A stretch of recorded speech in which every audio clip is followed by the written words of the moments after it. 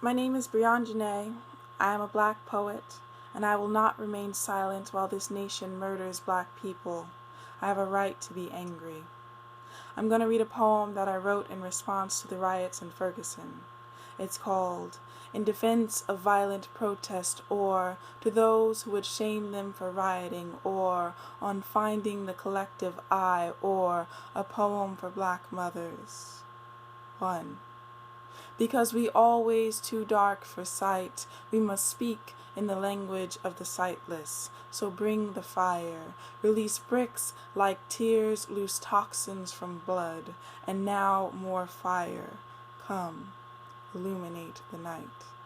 2.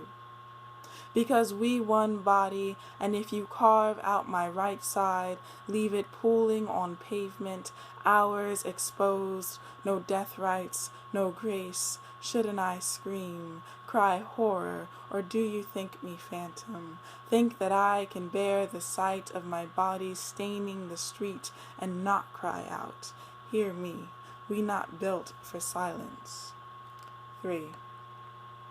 Because now is not the time to speak to God. Body, teach this phantom spirit to cast off submission, to shuck this yearning for peace. And no, now is not the time to talk to God. But if we must, let us remember those Old Testament ways of heat and blazing pyres, and may God look down at a creation on fire. 4. Because I burn, because I fury, because I shatter, because I rage, because I am. 5.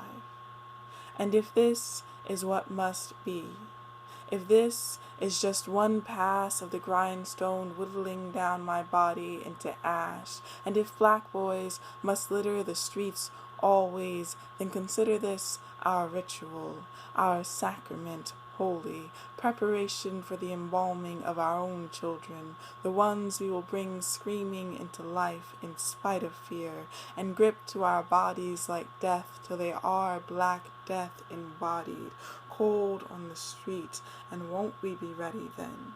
Yes, won't we be ready?